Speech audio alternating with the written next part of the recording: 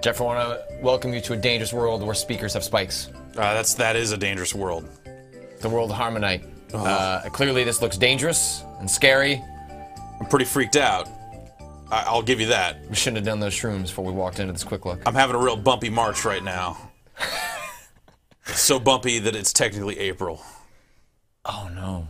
It is April. It is. Ugh. Alright, this is a downloadable? Yeah, this is a downloadable 3DS game? You make that sound so foreign. I just, you know... I've been burned before. Yeah, this is a HarmoKnight from Game Freak. It actually came out, I don't know, a week or two ago, maybe, or a week ago, I don't know. The last, like, 10 days of my life, a real blur. Sure. But at some point, HarmoKnight came out pretty recently. It's kind of a rhythm action game, you know, in the similar sort of vein as like a game like a Bit Trip Runner or something like that, in which the music is involved in the gameplay in a way that's more meaningful than just, hey, that music in the background is pretty cool. Yeah. So you'll notice, like, hitting the enemies, and then I'm also hitting those little tambourines, little drums in the background. You know, that's time to the music. You can totally whiff on those. You're trying to collect these notes. If you collect enough notes, at the end you collect a royal note, and those are what you use to progress and unlock different obstacles in the environment. Okay.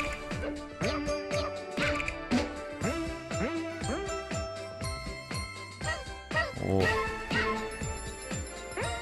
You see, like, there's some notes that are out of reach, so if you time it right, you'll knock the enemy into them. the notes and collect them that way. And then you get those. All right, sold. How much is it? It's $15. Oh. Yeah, it's a little on the pricey side. Yeah, it's more expensive than the average 3DS downloadable game, isn't it? Yeah, the pricing on the eShop, let's say, not consistent. Yeah, which is nice in some ways because, you know, it lets developers price small games at a low price. Yeah, and Nintendo certainly, you know, kind of put a stake in the ground in saying that, you know, they're not going to go for the race for the bottom approach. Can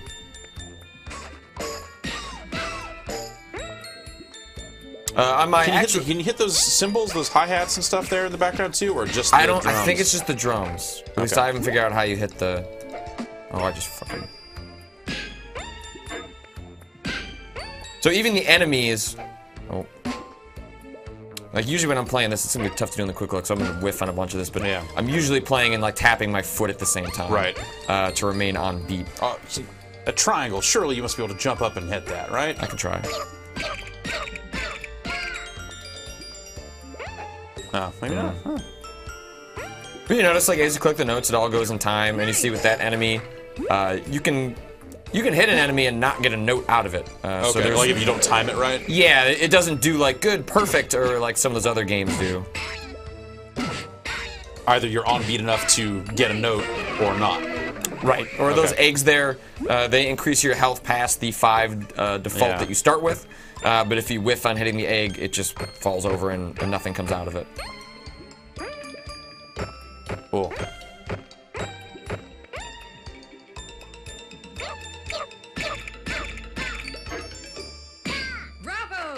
This looks pretty awesome. Yeah, and as you go along, the way our capture kit works, like, did this whole thing, you know, I played like a good 45 minutes of the game, like unlocked multiple characters, and then realized that you have to start the SD card does not read in this because it's different for retail and digital stuff.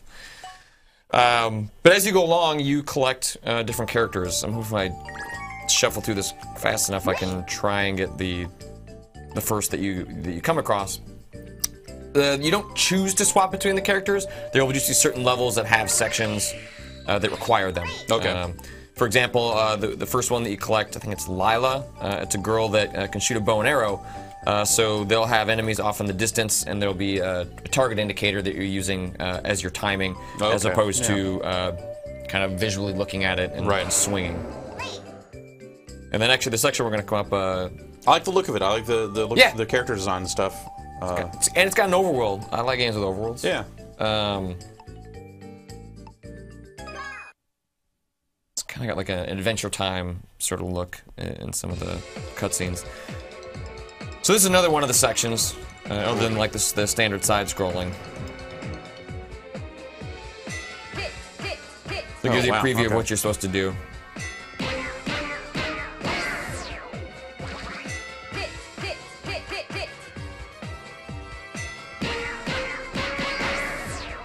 So it's a game that you can play visually or sort of orally, but it's sort of like the two working in concert is kind of how it works at its best. Yeah. Yeah, I mean, this looks awesome for the same reasons that I like Rhythm Heaven and Elite Beat Agents and that sort of stuff. Yeah. Yeah, it definitely seems completely in that vein. Yeah. But sort of adapted to It a looks platformer. great. It's really sharp. That's even in game here. I mean, I like the character art outside of the levels, but even in there, it still looks nice.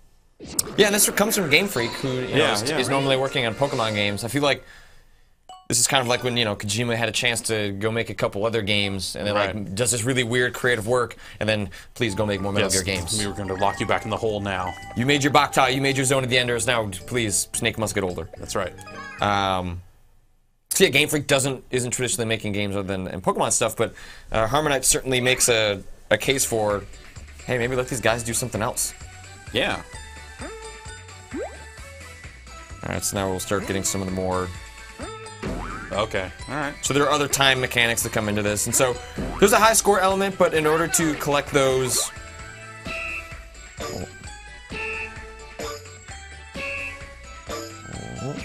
Damn. To collect multiple pathways and stuff. There's multiple pathways, some of which will. Damn it. I'm sure it plays into if you're playing for score purposes. Right. God damn it. Oh. There's a secret path at the end of this level that I didn't get on my version, so I'm going to try and see if I can pull that off here. Damn it.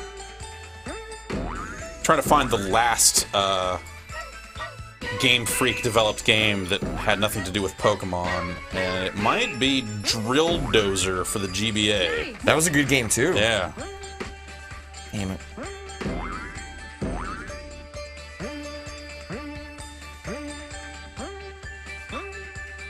Alright, I got it. I don't know what that was. Alright. I think I was supposed to hit that. I got to the path and then screwed it up. So it's not super clear how many you need to collect in order to get a royal note. Right.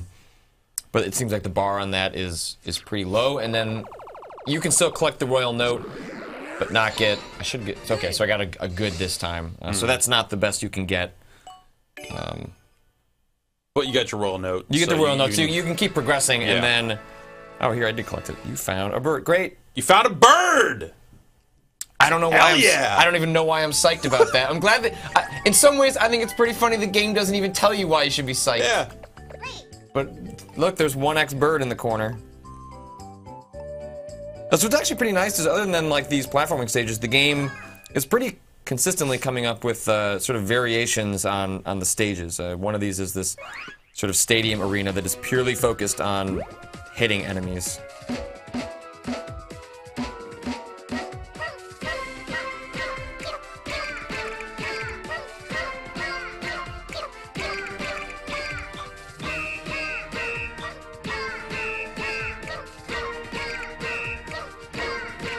Is there touchscreen stuff? Nope. Haha, as soon as I started talking, Damn I it. started fucking up. Yeah, you really fucked up my rhythm there.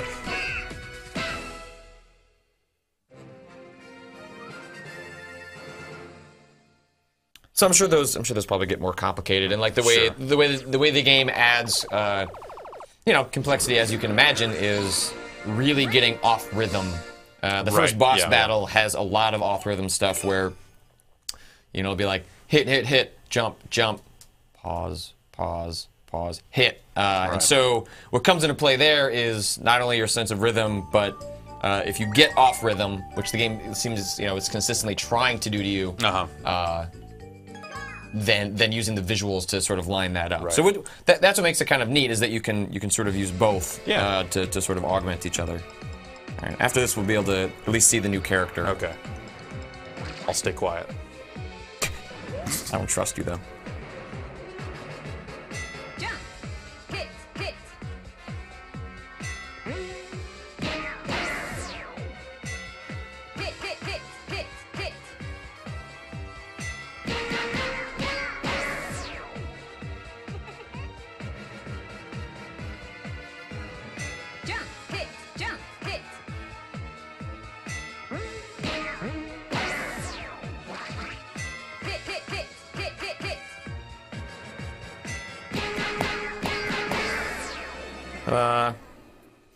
Yeah.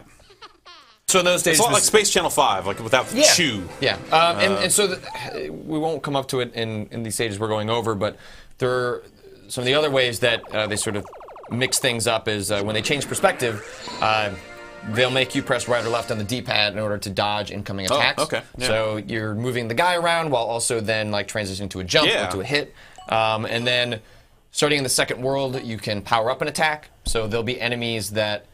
Let's say take 3 hits to take out, right? And you have to do that kind of in stages of tap, tap, tap, or you can charge it up and hit them with 1 hit, and you'll get notes out of it. But if you're doing the 3-stage hit, all you're pretty much doing is trying not to get hurt. Yeah. So you can start to see how later on they would really start, in order to get those high scores or those sort of perfects.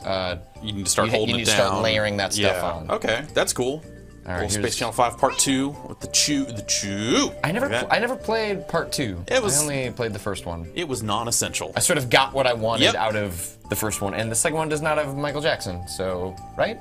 Or is the second one that has Michael Jackson? No, I think you're right. I don't remember. I think he comes in at the end of the first one. Yeah. Remember how much money Sega spent on that game? It's ridiculous. Like on TRL. Right. Like it was all over MTV. Like their whole booth was designed around it. I mean, for a little bit. It was amazing because I love those sorts of games. Yeah. But even then, I was like, wow, this is ridiculous. This is like a really cool, crazy game, but I don't know. I don't know. Maybe the Michael Jackson stuff is what convinced them. Oh, maybe this is. Let's really go for it. Because nothing else about it made it seem like that's the kind of game you would spend They got sued millions by and millions. the woman from D-Light. That's right. Lady Miss Kier.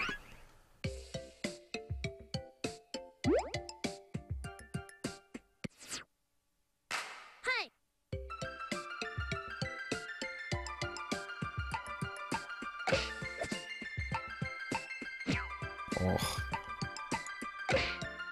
Tap, tap, tap. Yeah. Tap, tap, tap, tap, tap. Oh, damn it.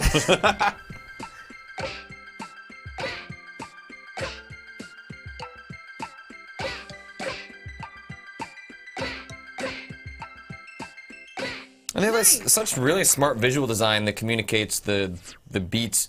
It's in the music. You know, you can do it yourself, or like even like the little reticle is pulsing along the beat. Yeah, so at any stage, the game is sort of giving you all this feedback that allows you to monitor it, even if you're offbeat. If you're offbeat yourself, like the game. Sure. Yeah. All right. So at least this will show what. All right. We'll close out with this. I'm already sold on this game. Yeah, so the third character I got up to, which is, you get like kind of the beginning of World 2, is this sort of 2-stage character. He's this big guy. That's one of the multiple stage enemies. He's this big dude that swings a club, and he can't avoid enemies, so he just kind of plows right through them. Okay. And with the A button, you use his main attack, and then he's got a little monkey on top of him with a tambourine, and he's hitting guys up there. So you've got enemies that are coming at you on top and below, and it just seems like they don't stick to any one type of gameplay very long, even though it's all sort of rooted in the same mechanics.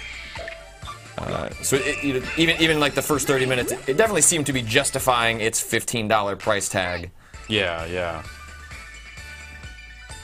And this is the sort of game that they would be charging full price for 10 years ago. So yeah. And if you were buying, it looks fucking awesome. Yeah, God, and if you were, this is. I'm not sure how these guys work. You probably didn't. There you go.